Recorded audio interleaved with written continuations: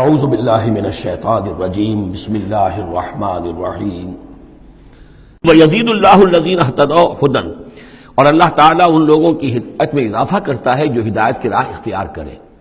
اللہ بڑھاتا ہے ان لوگوں کو ہدایت میں کہ جنہوں نے ہدایت اختیار کی۔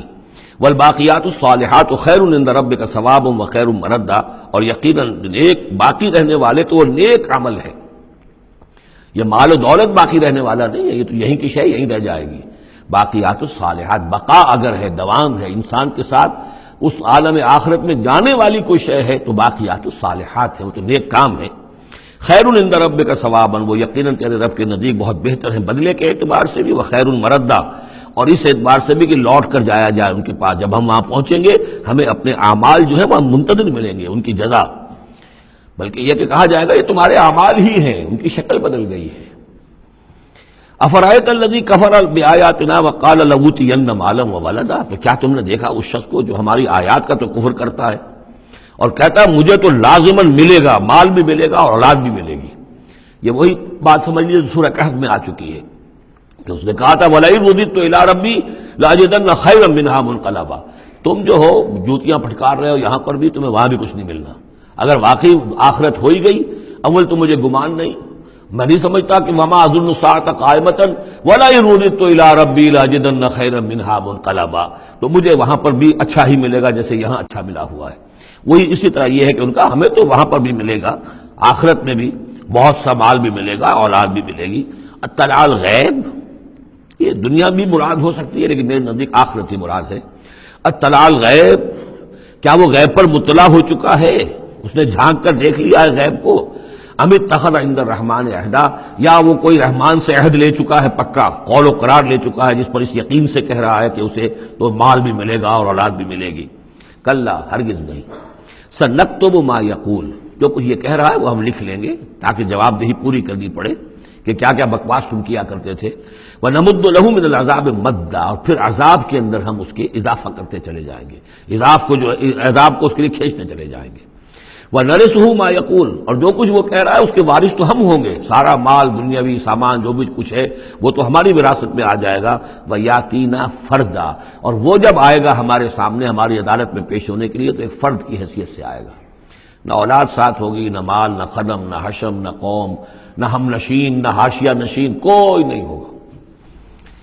وَاتَّخَذُوا مِن دُونِ اللَّهِ آلِهَةً، انہوں نے اللہ کے سوا کچھ اختیار کر لیے ہیں اپنے معبود، لِيَكُونُوا لَهُمْ عِزًّا، تاکہ وہ ان کے مددگار بنے، ان کے لیے سہارا بنے، پشت پناہ بنے، اللہ کے ہاں انہیں کچھ چھڑا سکے عذاب سے۔ کلا، ہرگز نہیں۔ سَيَكْفُرُونَ بِعِبَادَتِهِمْ، وہ تو ان کی عبادت کا انکار کریں گے، جیسا کہ پہلے بھی آ چکا ہے، وہ فرشتے ہوں، اولیاء اللہ ہوں، انبیاء ہوں، حضرت عیسیٰ ہوں، شیخ عبد القادر جیلانی ہوں، کوئی بھی ہو، ان کا تو مانگو تو کفر کرے گا، تم کیا کہہ رہے ہو، ہمیں تو معلوم بھی نہیں تھا کہ تم ہم سے دعائیں کرتے رہے اور ہمیں سمجھتے رہے کہ ہم تمہیں چھڑا لیں گے۔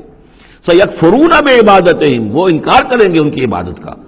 وَيَكُونُونَ عَلَيْهِمْ ضِدًّا، اور وہاں ان کے مخالف ہوں گے، انہیں وہاں پر پروسیکیوٹ کروائیں گے۔ أَلَمْ تَرَ أَنَّا أَرْسَلْنَا الشَّيَاطِينَ عَلَى الْكَافِرِينَ تَعُزُّهُمْ عَزًّا، کیا تم نے دیکھا نہیں کہ ہم کافروں پر شیاطین کو بھیجتے رہتے ہیں، یعنی یہ کہ یہ شیاطین جن جو ہیں یہ ان پہ حملہ آور ہوتے رہتے ہیں اور انہیں خوب ابھارتے رہتے ہیں گناہوں کے اوپر، اور انہیں اور سرکشی کے اوپر آمادہ کرتے رہتے ہیں۔ وجہ کیا ہے کہ خود انہوں نے شیطان کی رفاقت کو اختیار کی ہے۔ فلا تعجل علیہم، اب یہ مضمون یہاں دوسری مرتبہ آ گیا، عجلت نہیں، فلا تعجل علیہم۔ ایک تو فرمایا قرآن مجید کے ضمن میں عجلت نہ کیجیے، اس کی جو بھی تنزیل ہے وہ اللہ تعالیٰ کی حکمت کے تحت جو اس میں تدریج ہے اسی کو آپ سمجھیے کہ خیر اسی میں ہے، آپ کا شوق اپنی جگہ ہے، لیکن یہ کہ ایک دوسری بات فلا تعجل علیہم، ان کے بارے میں بھی آپ جلدی نہ کیجیے، ایسا نہ ہو کہ آپ کے دل میں یہ خیال آئے کہ اب ان کفار مکہ کی رسی جو ہے مزید دراز نہیں ہونی چاہیے، اب ان کو پکڑ لیا جانا چاہیے، انہوں نے حد کر دی ہے، جس طریقے سے کہ حضور کو ضد کیے ہوئے تھے وہ ہم دیکھتے چلے آ رہے ہیں سورہ انعام سے، لیکن اے نبی جلدی نہ کیجیے۔ فلا تعجل علیہم، ان کی مخالفت، علی یہاں پر آ رہا ہے، فلا تعجل علیہم انما نعد لہم عدا، ہم ان کی پوری گنتی کر رہے ہیں، ایک ایک عمل ان کا لکھا جا رہا ہے، ہر چیز کا ان کو جواب دہی کرنی ہوگی، ہر چیز کی ان کو سزا مل جائے گی، لیکن یہ کہ ہمارے ہر کام کے اندر جو بھی فطری تدریج ہے، اس کی جو توقیت ہے، اس کا جو نظام ہم نے بنا رکھا ہے وہ اسی کے مطابق ہوگا۔ یوم نحشر المتقین الی الرحمن وفدا، یاد کرو جس دن کی ہم جمع کریں گے اہل تقویٰ کو، وہ رحمان کی طرف آئیں گے مہمانوں کی صورت میں، جیسے مہمانوں کا استقبال ہوتا ہے، وفد آیا ہے۔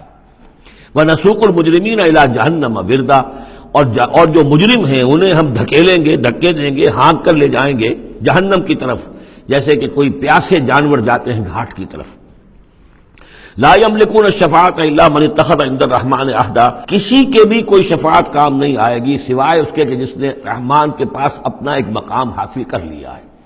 یعنی ایک شخص جو ہے بنیادی طور پر اللہ کے ساتھ اس نے اپنا عہد نبھایا ہو، اللہ کی بندگی کر رہا ہو، کوئی خطائیں ہو گئی ہیں، کوئی غلطیاں ہو گئی ہیں، جیسے کوئی پھسل جاتا ہے، کوئی کمزور بھی ہوتا ہے انسان، ایسے لوگوں کے لیے تو شفاعت مفید ہو سکتی ہے۔ لیکن جو سرے سے اس عہد کی خلاف ورزی کر رہے ہو، جو بجائے مشرق کے ان کا رخی مغرب کی طرف ہو، بجائے کعبے کے ان کا رخی جو ہے کسی اور شے کی طرف ہو، تو ظاہر بات ہے کہ ان کے لیے شفاعت نہیں ہے۔ وقالوا اتخذ الرحمن ولدا، اور انہوں نے ایک اور عقیدہ گھڑ لیا ہے کہ رحمان نے اپنے لیے اولاد اختیار کی ہے۔ لقد جئتم شیئا ادا، دیکھو تم نے یہ بہت بڑی بھاری بات کہی ہے، یہ بہت بڑی گستاخی ہے اللہ کی جناب میں۔ اور کتنی بھاری گستاخی ہے ذرا نوٹ کیجئے الفاظ، تکاد السماوات یتفطرن منہ، قریب ہے کہ آسمان پھٹ پڑے تمہاری اس گستاخی پر، وتنشق الارض، اور قریب ہے کہ زمین شق ہو جائے، وتخر الجبال حدا، اور یہ پہاڑ جو ہے دھماکے کے ساتھ گر پڑے، ان دعوا للرحمن ولدا، کہ انہوں نے رحمان کے لیے بیٹا قرار دیا، بیٹی قرار دی۔ مشرکین عرب نے فرشتوں کو خدا کی بیٹیاں بنا دیا، عیسائیوں نے حضرت مسیح کو خدا کا بیٹا بنا دیا، اور یہودیوں نے عزیر کو خدا کا بیٹا بنا دیا۔ ان دعوا للرحمن ولدا وما ينبغي للرحمن ان يتخذ ولدا، رحمان کے تو یہ شایان شان ہی نہیں ہے کہ وہ کسی کو اولاد بنائے۔ یہ اس کی وضاحت میں کر چکا ہوں کہ اولاد کی ضرورت اس کو ہوتی ہے جو خود فانی ہو۔ ہمیں معلوم ہے ہم مر جائیں گے، ہمارا نام و نشان مٹ جائے گا، اولاد کے ذریعے سے ہمارا نام زندہ رہے گا۔ یہ اصل میں ایک اپنے ہی تسلسل انسان سمجھتا ہے کہ میری ہستی کا تسلسل ہے، میری اولاد گویا کہ میرا اپنی بقا کی ایک شکل ہے۔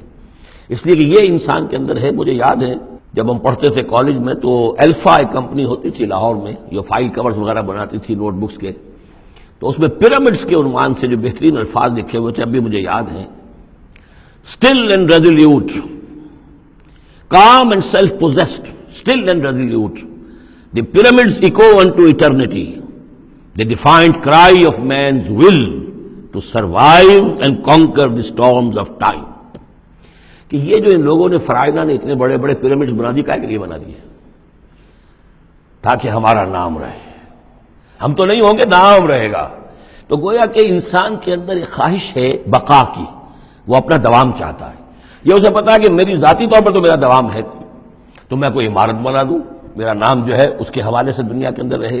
اور یہی معاملہ اولاد کا ہے کہ اولاد سے انسان کو سب سے زیادہ جو اس کو خواہش ہوتی ہے وہ اپنا بقا، اپنا تسلسل۔ وہ سمجھتا ہے کہ میری اپنی کنٹینیوٹی ہے کہ جو میری اولاد کے ذریعے سے۔ ظاہر بات ہے کہ اللہ ہمیشہ خود باقی رہنے والا ہے، تو اس کے شایان شان ہی نہیں ہے کہ وہ کسی کو اپنی اولاد بنائے، اسے کوئی ضرورت ہی نہیں ہے۔ تو تمہارے لیے ہے معاملہ کہ تم فانی ہو، لہذا تمہیں ضرورت ہے کہ کوئی تمہارا نام لیوا باقی رہے۔ وما ينبغي للرحمن ان يتخذ ولدا ان كل من في السماوات والارض الا آتي الرحمن عبدا، نہیں ہے کوئی بھی آسمانوں اور زمین میں کوئی بھی مگر یہ کہ وہ حاضر ہوگا رحمان کی عدالت میں بندے کی حیثیت سے، کسے باشد، جبکہ ہمیں معلوم ہے کہ محمد رسول اللہ صلی اللہ علیہ وسلم بھی حاضر ہوں گے تو بندے کی حیثیت سے، عبدہ ورسول، عبد۔ اور حضور فرماتے ہیں کہ اس روز میدان حشر میں لواء الحمد بیدی، میرے ہاتھ میں ہوگا حمد کا جھنڈا، اور اس روز جو میں حمد کروں گا اللہ کی وہ آج نہیں کر سکتا۔